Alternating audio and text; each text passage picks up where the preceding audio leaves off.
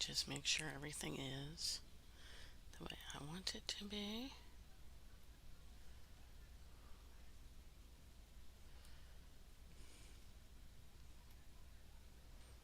Okay.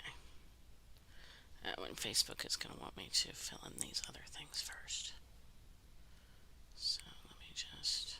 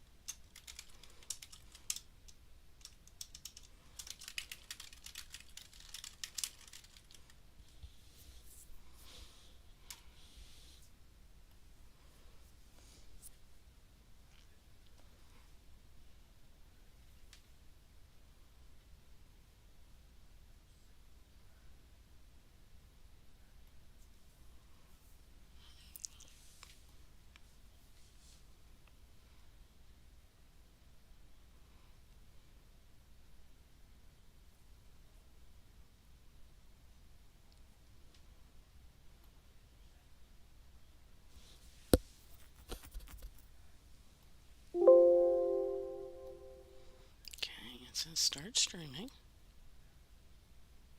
That's good. Why is it?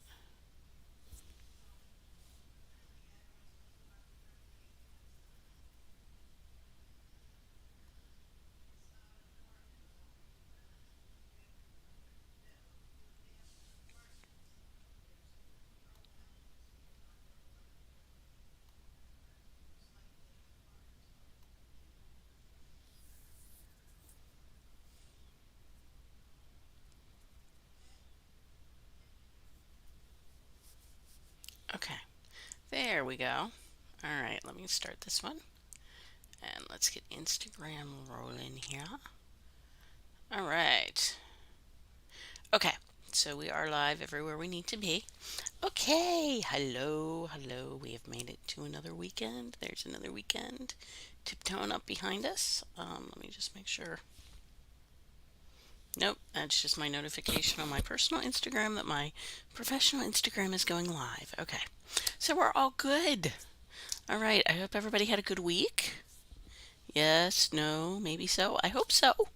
Um, okay, so travel news. Let me check one thing. I need the date for test track. Little spoiler there. Um, I want to say, yep, June 17th. So that broke just a couple hours ago. They have a closing date for the reimagining of Test Track, and its last day will be June 17th. Um, they've reimagined it a couple times before, but it is always sad to see it close. It's always exciting to see the changes, though. It's one of my son's favorites, so Test Track and I have a lot of history. Not on our last trip, but on the trip before, not our 2023 trip, but our 2022 trip that we always do towards the end of the year. We had a flat tire on our test track car. I didn't even know you could get a flat tire on a test track car, but hey, the things you learn on vacation, right? It wasn't a big deal. They noticed it when we did the seatbelt safety check. They helped us out of the car. They sent us on the elevator. They radioed down, they bumped us to the front of the line, and it cost us about 3 minutes. It really wasn't a big deal, and I'm really glad we were safe. I guess you do need real tires because of the outdoor portion of the ride. So we'll see, but I'm excited to see the changes they make in it. There are some things from the original that I sort of miss. Um, but I'm curious. I'm always curious to see what they do with it to improve and modernize. But I am, of course, one of those old-fashioned girls at heart. So I also love the things they keep. So that was the big test track news. Um, where is okay? The other thing we're starting to see is I've seen a lot of stuff about Tiana's Bayou Adventure this week on socials. They revealed some of the characters. They still have some more they're revealing next week, but so far we have two bobcats, Octavia and Paw Paw. We have Claude the black bear, his wife Bernadette, and their cub Sebastian. Now it's interesting to me that Claude and Bernadette are horn players, and Sebastian went his own way, and he's a drummer. Um, and then there's Fina the gray fox. So I'm curious, and of course we've seen Lewis. I've seen that I've seen pictures they've released of some of the animatronics. I'm curious to see how the animatronics are because not a lot, but some of the animatronics in Disney are older. And as we all know, computer technology is constantly growing. So I'll be very curious to see just what the animatronics are capable of. I also shouldn't forget Lumiere in Bell's Library. He's a pretty cool animatronic. Um, okay, so if you want to head to, while you're waiting for that, if you want to head to Alani, um, you can do 30% off a 5-night stay in the fall. If you are a Disney Visa card holder, you can get 35% off and you can get a resort credit. If you don't want to stay for 5 days, you only want to stay for 4 days, you can also do that. There is a 4-day option. The discount just isn't quite as good. For our Florida friends, don't forget about the 4-day, well, not our Florida friends, but our travelers for Florida, because you just have to be in Florida to take advantage of it. You don't have to live there. Don't forget about the 4-day 4-park ticket. It's $99 per day. It gets you into one park per day. And there are ways to upgrade it. You can add, I believe there is a Hopper option, and you can also add the Hopper Plus and the Hopper, um, the sports option. So there are ways to upgrade it, but your base price is $99 per day, plus taxes and fees, of course, and it gets you into one park per day. Okay, we talked about the new stuff. Let's hop on over to Universal for a moment. Hop on the Hogwarts Express to Universal. That's actually one of my favorite rides. I know it's not really a ride, but I just think the effects are really cool. So I consider it a ride, even though it's not really. It sort of is though, because I mean you have to like check in on your ticket, and you got to go through all the turnstiles, and you got to wait. But it's really cool. I love the effects. I love the theming at the train station. I love all the luggage for the people that are waiting to board the train. There's just some cool, and don't forget that you kind of have to go through the wall at Hogwarts for the Hogwarts Express. I don't want to totally give it away, but there is a really cool effect as you enter that kind of simulates Harry going through the wall. So we won't say more about that, but be sure to check it out next time you're there and let me know so I can book your trip. Okay, so Universal has a 4-day play ticket that's $79 a day. They also have 30% discounts on three park 5-night packages. So you can stay 5 nights and you get tickets. You get a 3-park ticket, and when you put your package together, you get 30% off. For the Florida residents, yeah, they're doing some special stuff just for you, Florida people. So wave at me because here comes your deal. There is a Mardi Gras pass, and you can also get, if you buy a pass, you get 3 months free. Um, if you want to do a 4-night package instead of a 5-night, you can get 20% off instead of 30. Okay, so let's sail away from Florida and talk about our cruise friends for a moment.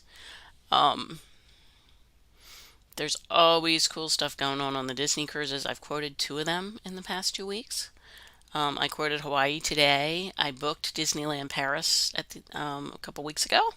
So people are definitely traveling this year. So if you want to be one of them, let's get you out there, shall we? Um, okay. Viking still has their cruise deal. They've rebranded it to a spring deal, but you get either reduced or free international airfare depending on your destination. You get a reduced price for your cruise, and you get to secure your spot with a $25 deposit. So that's a pretty good deal. Um, Virgin has some really cool stuff. I know I talked last week or the week before about the work from the helm package they do, where you're floating on a Virgin ship for 4 weeks, and you get to actually go. Basically, it's four itineraries just stacked, but you do have to go start to finish. You have to do all 4 weeks. That's kind of, I don't know that that's a drawback, but that's definitely something you want to keep in mind before you book it because you can't like duck out halfway. Um, they have some really cool deals as well. They have a couple Greece itineraries. Some of them are 149, some of them are 282. That's per night per sailor. Um, Europe is $930 per cabin. The Caribbean is 131 per person with a two-person occupancy. And don't forget about the Eat and Drink Festival in July. Certain cruises in July you will get to, if you cruise with them, then you will get to take advantage of the Eat and Drink Festival. Um, it sounds really cool. I think they have a lot of local seasonal stuff you don't usually get. So that's something really cool you can put on your calendar if it fits with with your available dates. I know there's been a lot of bad weather this week. I know New Jersey got an earthquake today. Um, I didn't feel it where I am in Maryland, but I remember when Maryland had one. It was about it was about 12 years ago because my son was in kindergarten. Um, it can be a little weird. It can be a little nerve wracking. So if you were involved in that this morning, I hope you're okay and everything's good and there's no big problems you have to fix because of that. But if you do need to fix it and you want to get away while they're doing the repairs, let me know. We'll send you to wherever you want to go. We'll put you on a cruise ship. We'll put you on a plane. Just let me know where you want to go. Okay. I feel like I shouldn't just come here and tell you about all the travel news, even though that's sort of why you're here. I'm also going to share a travel tip that I use whenever I travel. I start with a basket or a bag or a receptacle of your choice. And for about the week before my trip, I start throwing everything I need in there so that I remember to pack it. So then when I go to pack, I can just dump it out and go, yep, still need that, still need that, still need that. Oh, I don't really need both of these. Let me just take this one. The other trick I do is I try to pack and then I arrange my clothes and all that stuff, and then I try to cut it down by somewhere between a quarter and a half. I always aim for a half, but I don't quite make it. Um, and like the past couple years for my December trips, it's been cooler than expected in Florida. So that's kind of changed my packing. Usually when you think Florida in December, you just pull out your shorts and your capris and your swimsuit and you're good. But the past couple years, it's been colder, and we've actually needed. I mean, I've been okay in capris for the most part, but I've needed sweatshirts and warmer layers for at least one of my layers. So that's been kind of interesting. We'll see if that holds this year for the third year in a row. Um, that would be my other tip is make sure you take an extra a warm layer even if you think you're not going to need it. If it's summer, take a long sleeve shirt. If it's winter, take a sweatshirt. And my other tip is wear as much you not wear as much as you can on the plane. Obviously, you don't want to wear so much stuff that you end up, flagging at security. But if you're going to pack a sweatshirt, don't pack it. Stick it in your carry-on. Put it on after you walk through security. That saves you having to carry it. If you're like me and, like every year I go in December, I take capris, but I always take a pair of jeans or, nicer casual pants or something. So I have something a little more substantial if I need it. I wear them on the plane. So yes, take your bulkier things, your jeans, your jeans, your sweatshirts, your jackets, and wear them on the plane because it'll save you room in your suitcase and it will save you room in your carry-on. And you might be glad you have them on the plane. Sometimes plane flights can be cold. I'm usually cold on the plane. Um, at least going to Florida. Sometimes I've been in Florida and I've been so hot I've been looking forward to the plane ride back because it's cooler. But not my last couple trips. California, yeah, California. I had a sweatshirt on for the plane. I'm just one of those people I get cold on the plane. I know not everybody is that way, but if you are that way, it's a good time to, keep that extra thing with you and keep it out of your suitcase. All right, I'm going to sign off. I want everybody to have a fabulous weekend. Have a great week next week. Let me know if I can help you travel, and I will talk to you soon. Bye.